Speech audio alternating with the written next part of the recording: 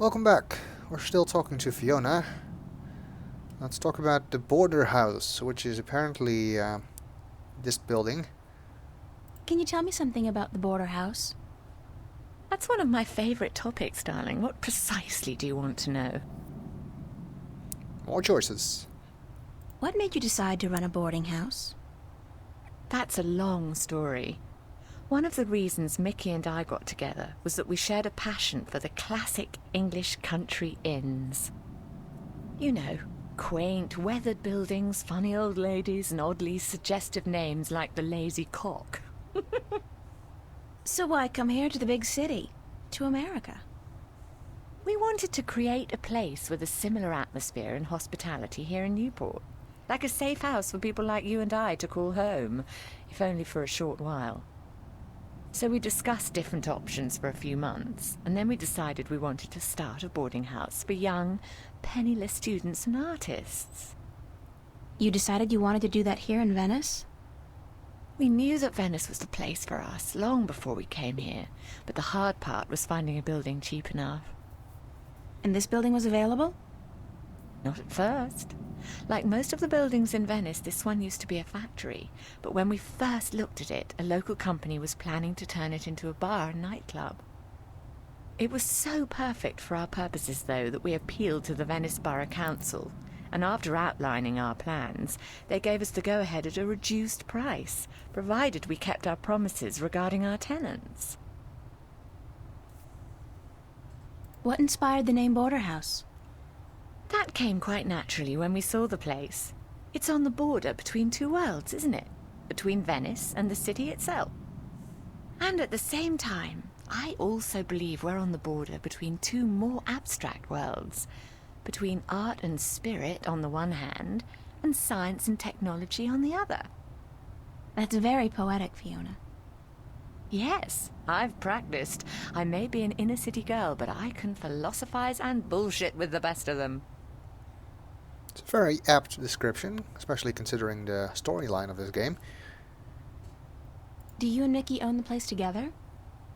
We own it together, yes, and we've shared the responsibilities between us. Mickey takes care of the maintenance of the building, and I busy myself with the administrative tasks.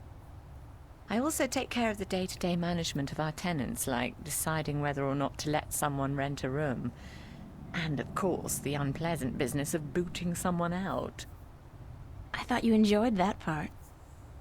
Yes, all right. In some cases I do, but not always. It can get quite messy. Thanks for the information. I'm glad I could help you out, darling. Although there is still an option about the border house here, that doesn't really lead to anything. So let's talk about Venice. What can you tell me about Venice? I don't really know much about the history of Venice. You should really ask someone with an interest in local affairs.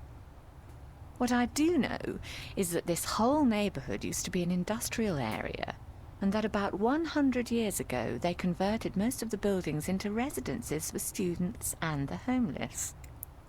And it's a nice place to live, certainly. Friendly people, liberal attitudes, great clothing stores, quite perfect, aside from that dreadful stench from the canals in the summertime. Residences for the students and homeless. It's nice to know where we students stand in this city. What's the story behind my apartment? Your apartment? It's more a room than anything else. Not much more than a large closet, really. It's not that small. It's one of our smallest rooms, but it's cheap and it's on a nice floor. I hope you're happy there. I like it. It's convenient. And it's got an interesting view. That's nice to hear, darling. As for the story behind it, no unexplained deaths or hidden pirate treasures, I'm afraid. Just a long string of students on a tight budget. An interesting view. Well, maybe if you're into seagulls and rubber duckies. Do you like Newport? The city? I stay in Venice most of the time. It's easy to forget we're just a tiny little pocket in the middle of a sprawling urban wasteland. But do I like it? I think Newport is one of the great cities of our age. Love it or hate it, you can't argue with that. And which one is it? Love or hate? I haven't decided yet, darling. Ask me again in another 15 years. Perhaps I'll have an answer then. Well, that's I it. don't have any more questions right now. Don't hesitate asking if there's something else you want to know. I'd better get going. Off to school. Yeah, there are no more classes this semester, but I have to finish my painting by next Thursday. For what it's worth, darling, good luck. And don't work too hard, all right?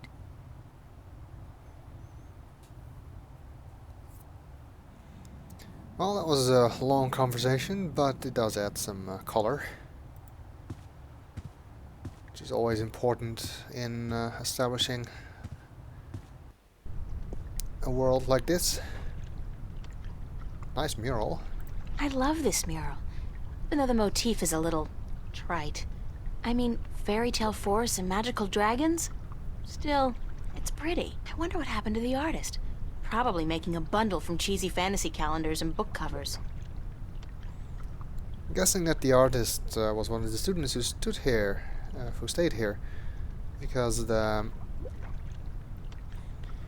after all, it's a boarding house for students, and there's an academy for arts here, so it's likely that April is not the only painter to have ever lived here.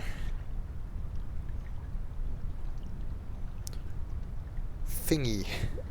Okay. Rust is the very definition of Venetian architecture. Think of San Francisco without the hills, Paris without the cafes. Venice wouldn't be the same without the rust. It would be better, not the same. Okay. I feel like someone's staring at me. I feel like the fourth wall is breaking. Anyway. Whole contraption on this side.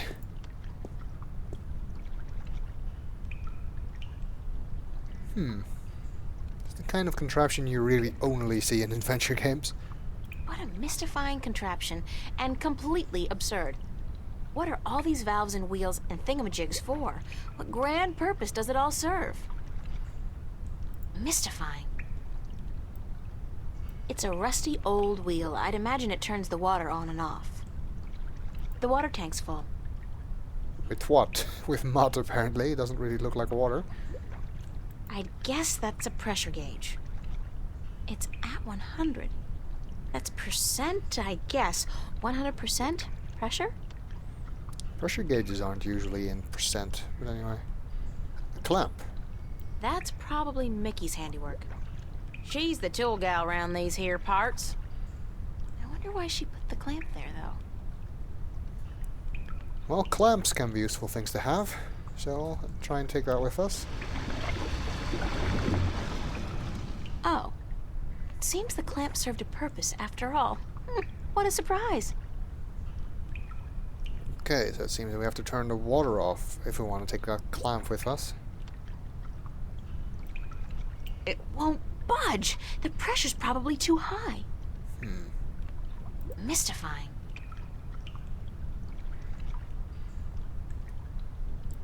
Maybe we can turn this valve? Nada. Nothing. Nothing's happening. Nada. Nothing. It seems like this thing isn't working. Maybe it's because this cable is broken. That cable's been ripped in two. Can we repair it? The cables are too far apart to tie them back together. Looks like a big piece of cable was torn off. So we need something that's about yay big and made of something that's conductive. We don't have anything like that. Although, didn't we see a notice about a golden ring on the corkboard? A gold ring would conduct. And April said she lost a gold ring, so let's go and ask Fiona about that. Actually, I should have done that before going outside, but I forgot.